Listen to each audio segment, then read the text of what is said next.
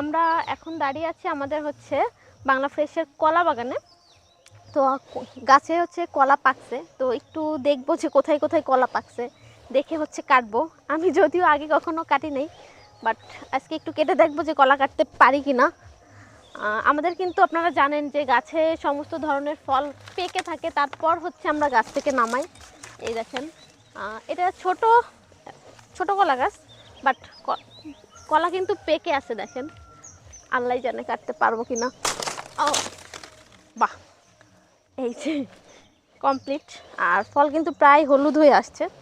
আরও একটা আছে ভিতরের দিকে, ওইটা একটু বড়। তো এটা তো গাছটা বেশ বড়, কাটাটা কি সম্ভব বুঝতেছি না। তার নাকি একটা বুদ্ধি আছে, এইভাবে কাটার পরে গাছটা হয়তো ভেঙে পড়বে বা কিছু। কীভাবে কাটবো, ভাঙতেছে না তো।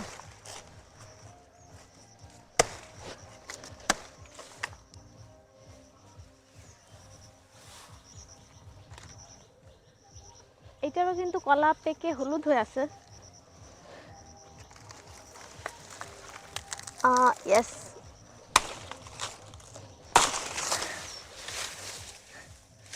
এই যে ভাইয়া একটু আমাকে হেল্প করলো ধরতে, এই জন্য পারলাম।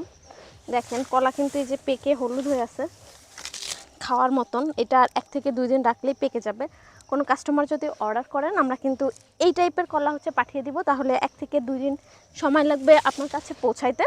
তো তখন একদম পারফেক্ট থাকবে, আপনি এটা পাওয়ার পরেই হচ্ছে খেতে পারবেন। মানে